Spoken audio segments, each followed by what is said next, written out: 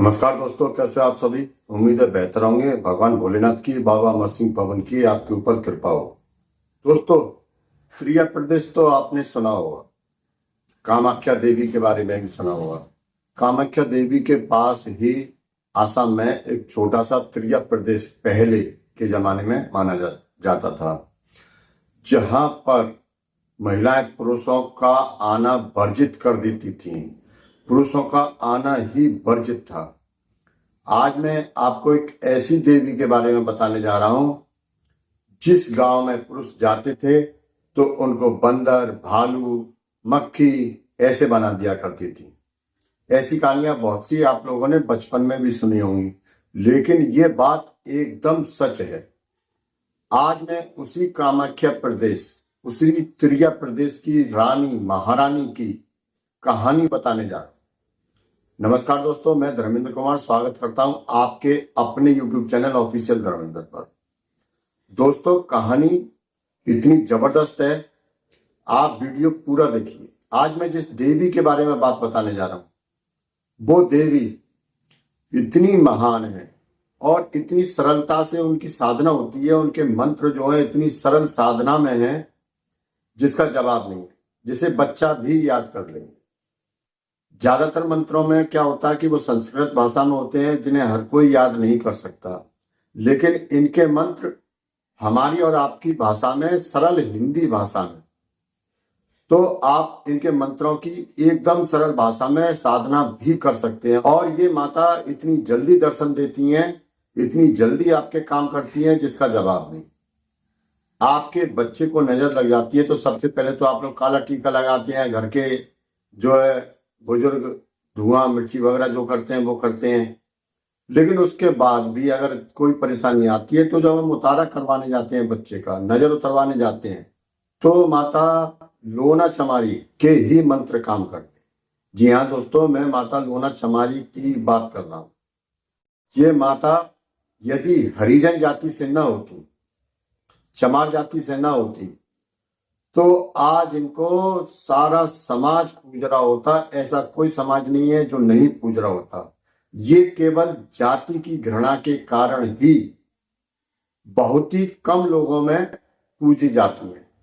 जिस प्रकार माता नथिया कंजर समाज से थी, नट समाज से थी, उसी प्रकार ये लोना चमारी माता, आप नाम से ही समझ रहे होंगे, चमार जाति से थी।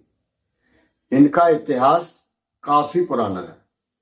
इनका इतिहास कोई पंजाब बताता है, कोई राजस्थान बताता है, कोई उत्तर प्रदेश और कोई पश्चिम बंगाल। असम की तो ये रानी थी। अब दोस्तों, कुछ कहानियों के मुताबिक ये पंजाब के अमृतसर में एक चमार गांव हुआ करता था पहले। वहां पर ये एक गरीब परिवार में पैदा हुई थी। 10-12 साल में इनकी शादी कर दी गई। शादी के कुछ समय बाद इनके पति से इनका निबाह नहीं हो पाया, तो ये अपने मायके वापस आ गई। अब मायके वापस आने के बाद जब ये 12-14 साल की हुई तो इन्होंने अपनी जो है सुंदरता पाई। जब एक स्त्री का यौवन निखार पे आता है, तो उसी गांव में एक 11 ठाकुरों का परिवार रहता था। मतलब उस परिवार में 11 लड़के थे, तो उस परिवार को 11 ठाकुर बोलते थे। 11 ठाकुरों का परिवार। अब एक तो हरिजन जाति की, चमार जाति की गरीब परिवार की लड़की, वो भी शादी के बाद घर में बैठी हुई है। और वो इतनी सुंदर थी कि तब यदि किसी परिवार में लड़की पैदा होती थी तो बोलते थे कि हमारे घर में लोन आ गई। इतनी खूबसूरत थी। तो वहीं पे कुछ ठाकुरों ने इनसे जो है, आप समझ रहे हैं मैं क्या कहना चाहता हूं, जैसा कि ठाकुर अक्सर करते आए हैं, इन्होंने मना कर दिया। तो अब ठाकुरों की इज्जत पर बात आ गई। तो उन 11 ठाकुरों ने इनके साथ जो किया, आप समझ सकते हैं, वो किया जो फूलन देवी के साथ किया था। और उस समय ना कोर्ट था, ना सुप्रीम कोर्ट था, केवल राजे होते थे। और राजा भी गरीब परिवारों की महिलाओं के साथ क्या अन्याय करते थे, ये किसी से छुपी हुई बात नहीं है। दोस्तों, इनकी कोई सुनने वाला नहीं था। इनके मन में केवल बदले की भावना जाग रही थी। इसी समय उन्होंने सुना था कि दिल्ली में कुछ योगिनियां आई हुई हैं। योगिनियां और जोगी, जो कि सूफी संत थे, ये उस समय भारत में अपना पैर पसार रहे थे। जो जोगी बाहर से आए थे, उन्होंने हिंदी शास्त्र के साथ मिलकर नए नए मंत्र गढ़ना शुरू किया था और सरल भाषा में मंत्र गढ़ना शुरू किया। अब दोस्तों, इनके मन में बदले की भावना थी। ये लोना चमारी माता उन योगिनियों से जा मिली और इन्होंने इतनी सिद्धि हासिल की कि ये असम गई।